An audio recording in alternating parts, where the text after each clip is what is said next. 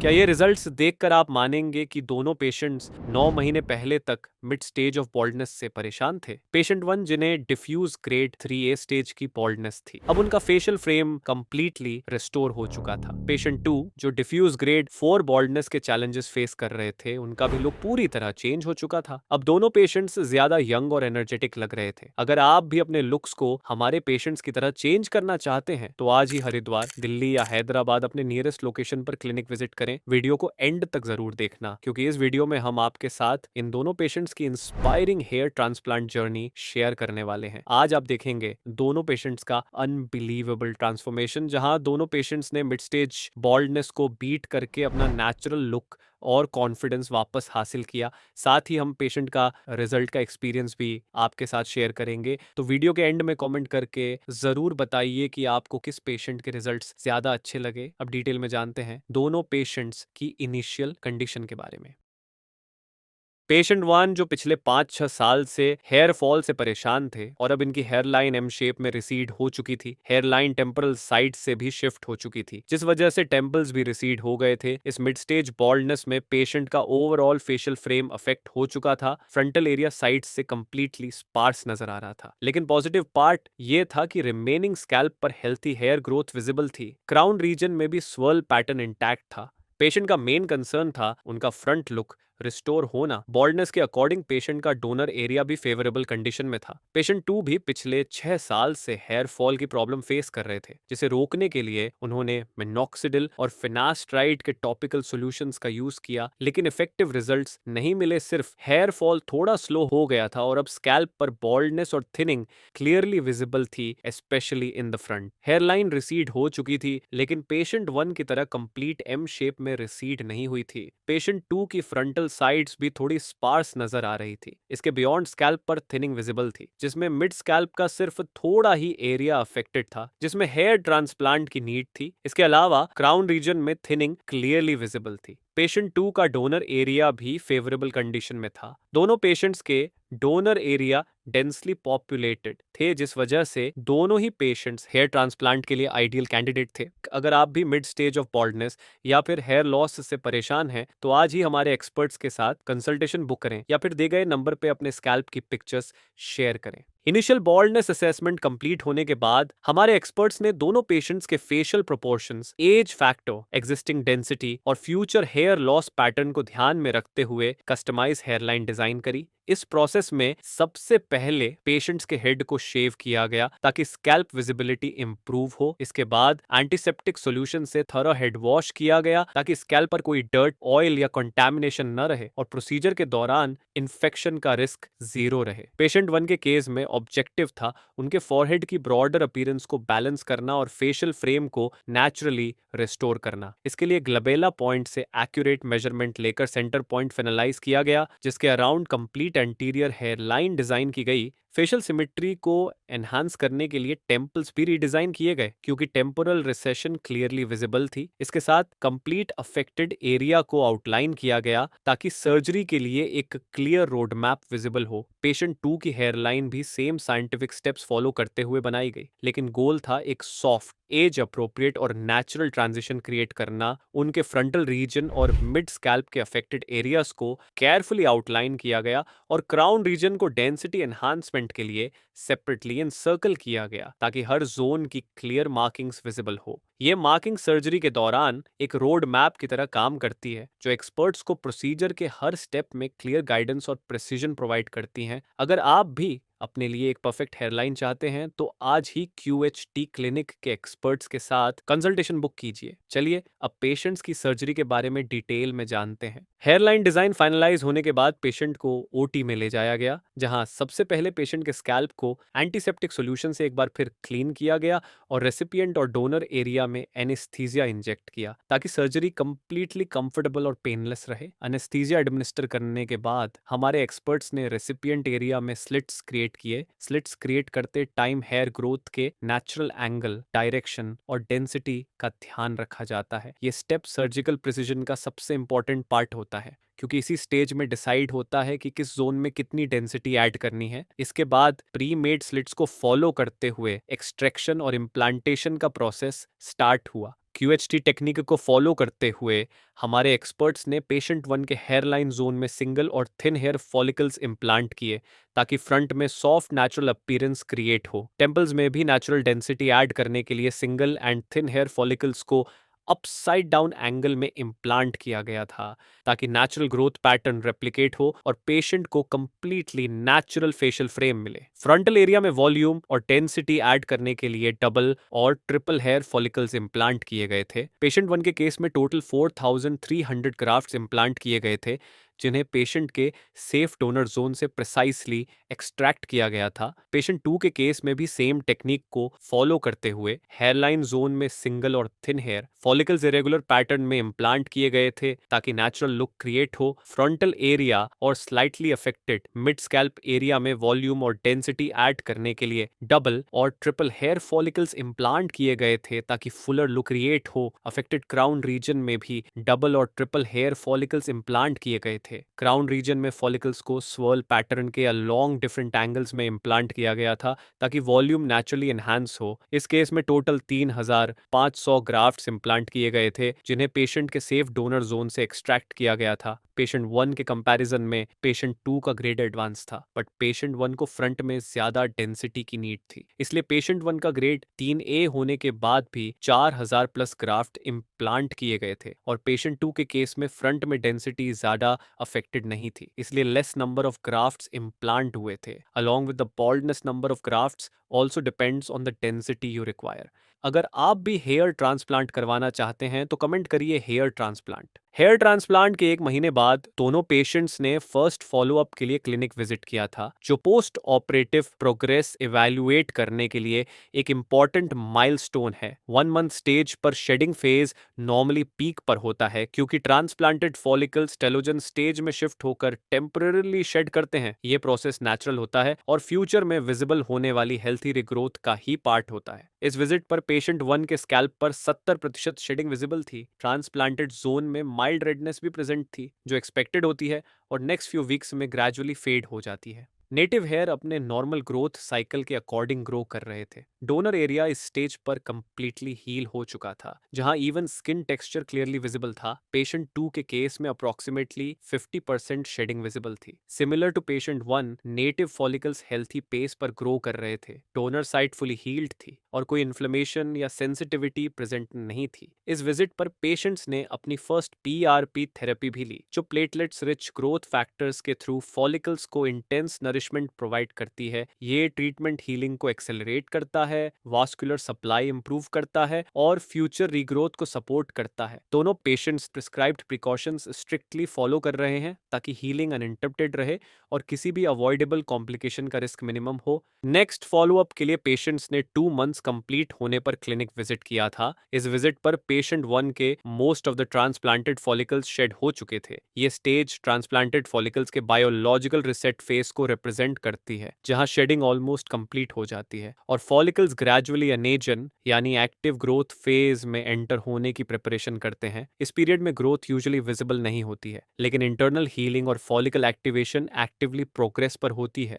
Patient 1 के case में इस विजिट तक most of the transplanted follicles shed हो चुके थे, जो एक्सपेक्टेड आउटकम था। नेटिव फॉलिकल्स का टेक्सचर नोटेबली इंप्रूव्ड था क्योंकि उनका ग्रोथ पैटर्न मैच्योर हो रहा था। डोनर एरिया कंप्लीटली अनडिटेक्टेबल लग रहा था। स्किन टेक्सचर इवन था, कोई स्कारिंग विजिबिलिटी नहीं थी और एरिया नेचुरल स्कैल्प सरफेस जैसा अपीयर हो रहा था। पेशेंट 2 के केस में भी सिमिलर प्रोग्रेस विजिबल थी। Majority of transplanted follicles shed हो चुके थे और नेटिव हेयर्स इंप्रूव्ड थिकनेस के साथ ग्रो कर रहे थे। क्राउन रीजन में शेडिंग साइकिल कंप्लीट हो चुकी थी, जिससे ओवरऑल स्कैल्प सरफेस यूनिफॉर्म दिख रहा था। डोनर एरिया पेशेंट 1 की तरह कंप्लीटली अनडिटेक्टेबल था। इस स्टेज पर दोनों पेशेंट्स की ओवरऑल प्रोग्रेस एक्सपेक्टेड टाइमलाइन के अकॉर्डिंग थी और नेक्स्ट फेज में ट्रांसफॉर्मेशन विजिबल होना शुरू हो जाएगी। अगर आप भी हेयर ट्रांसप्लांट करवा चुके हैं लेकिन समझ नहीं आ रहा कि प्रोग्रेस एक्सपेक्टेड टाइमलाइन के 4 अकॉर्डिंग है या नहीं, तो आप हमारे एक्सपर्ट्स के साथ कंसल्टेशन बुक कर सकते हैं। 3 मंथ्स कंप्लीट होने के बाद बाद पेशेंट 1 ने अपने नेक्स्ट फॉलोअप के लिए क्लिनिक विजिट किया था। इस स्टेज पर expected early regrowth clearly visible थी। टिपिकली 3 मंथ में फॉलिकल्स टीलोजन फेज से कंप्लीटली रिकवर होकर एनेजन फेज में शिंटर करते हैं, जिससे थिन, सॉफ्ट और light coloured initial hairs grow होना स्टार्ट हो जाते हैं। पेशेंट 1 के ट्रांसप्लांटेड एरिया में ये अर्ली स्प्राउट्स विजिबल थे, जो फ्यूचर डेंसिटी बिल्डअप का फर्स्ट साइन माना जाता है। नेटिव फॉलिकल्स भी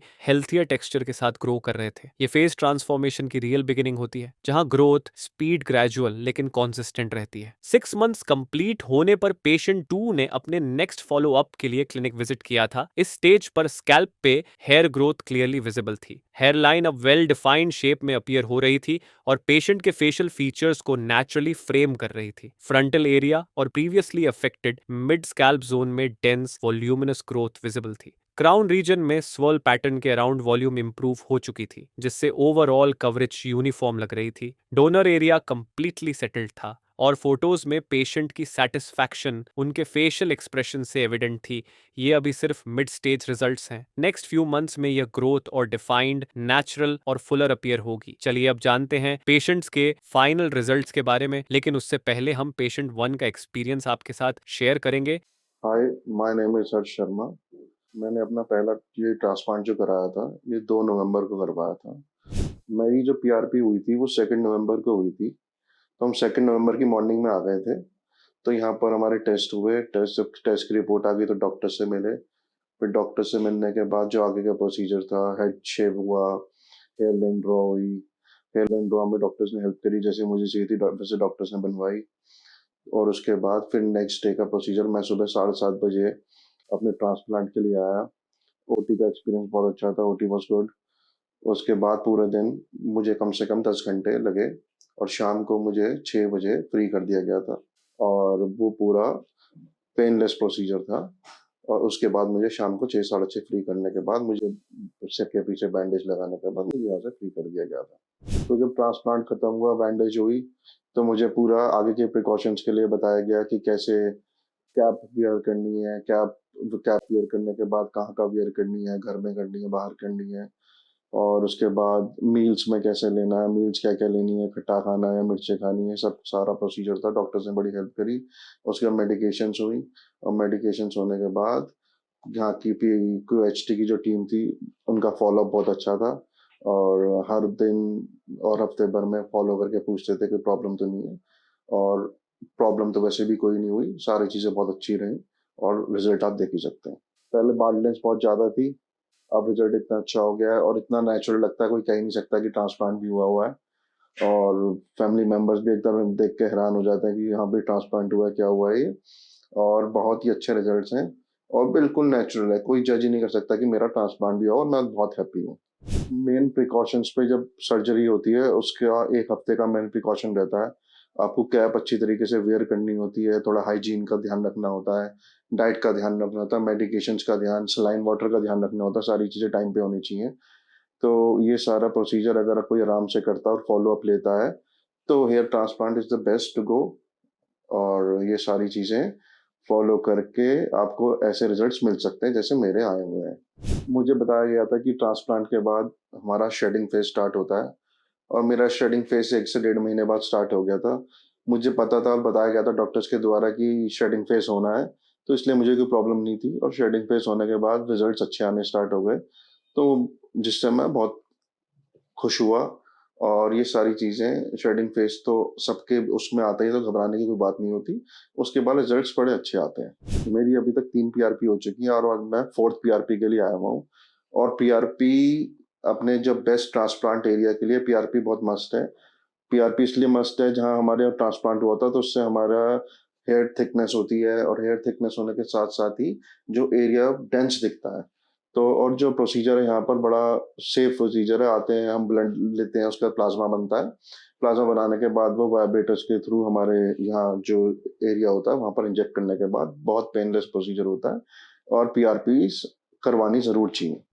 यूएचटी को मैं इसलिए बेस्ट मानता हूँ, इन्होंने इतने अच्छे फॉलोअप्स लिए हैं। हर हफ्ते, हर महीने, हर बार कॉल करके पूछना कि सर आप ठीक हैं, आपका कैसे रिजल्ट्स आ रहे हैं, क्या है। और सारा यहाँ पर एक एक चीज़ इतनी अच्छी तरीके से एक्सप्लेन होती है, बताई जाती है कि कैसे केयर करनी है, क्या है। और कभी भी मुझे कोई प्रॉब्लम नहीं आई आज तक। और फॉलोअप तो इतना अच्छा है कि हफ्ते और महीने के बाद हर इनका कॉल आता ही आता है और प्रॉपर फॉलोअप लिया जाता है, सारी प्रॉब्लम्स पूछी जाती हैं और उसका समाधान भी बताया जाता है। तो इसलिए क्यूएसडी मुझे बेस्ट लगता है। अब हेयर ट्रांसप्लांट के सबसे बेस्ट तो मुझे लगता है थोड़ी एज कम लगती है और आपका पूरा ऑल ओवर एक्सपीरियंस होता है, आपका पूरा लुक हाउ, आपका सारी जो पर्सनैलिटी होती है पूरी चेंज हो जाती है, हेयर्स पे बहुत डिपेंड करती है। और अब फैमिली और फ्रेंड्स तो एकदम से हैरान हो जाते हैं ये क्या हो गया एकदम से देख के। और रिजल्ट से तक खुश होता हूँ मैं कि हाँ भाई अब बिल्कुल मैं बिल्कुल अच्छी जगह गया था क्यूएसटी और मैंने डिसीजन अपना लाइफ में अपना हेयर ट्रांसप्लांट के लिए बिल्कुल बेस्ट जगह के बेस्ट लिया था।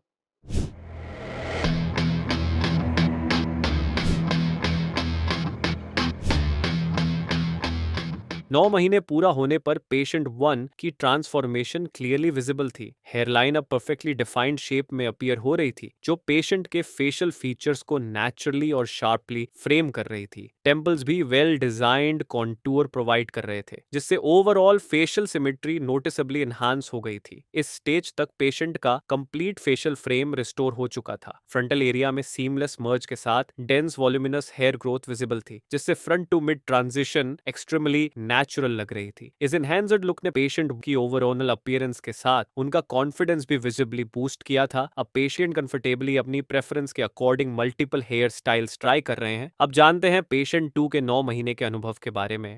हाय, मेरा नाम यश त्यागी है।